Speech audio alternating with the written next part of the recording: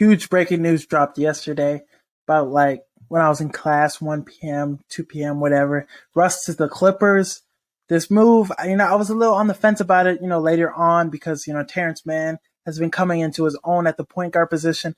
But the more, I like this move for the Clippers. The more that I think about it, I like it because you plug in a guy like Russell Westbrook who has the chemistry already with Paul George. They're good friends. Kawhi Leonard is just going to get him no matter what. He doesn't give a fuck about what's going on. But then, this team has so much depth. And if Russ is going to ever put it together, it's to get some revenge on the fucking Lakers.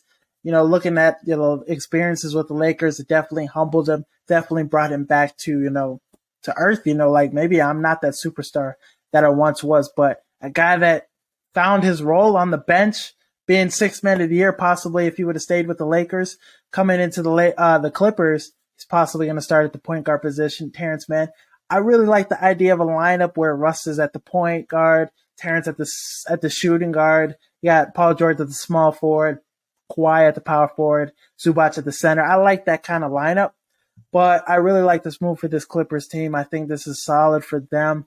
I think, if anybody's going to make it work with the head coach, Ty Lue, I think he has a lot of experience. He's an underrated coach. I think he's one of the top coaches in the NBA. He'll be able to figure out this situation with Russ, and he'll be able to make it work. And this is the Clippers' last shot. If they don't do anything with this roster, how deep it is, they're going to have to blow it up. Because all the stuff you sacrificed to make this team happen, you got to get something from it. So I think this is the year the Clippers finally do it. Hot take or whatever you want to call it, but I'm going to, give that hot take on the show. The Clippers are going to be able to finally do it this year with Norman Powell coming off the bench, Eric Gordon, all the weapons they have, all the shooters, the defenders, their length, all that stuff.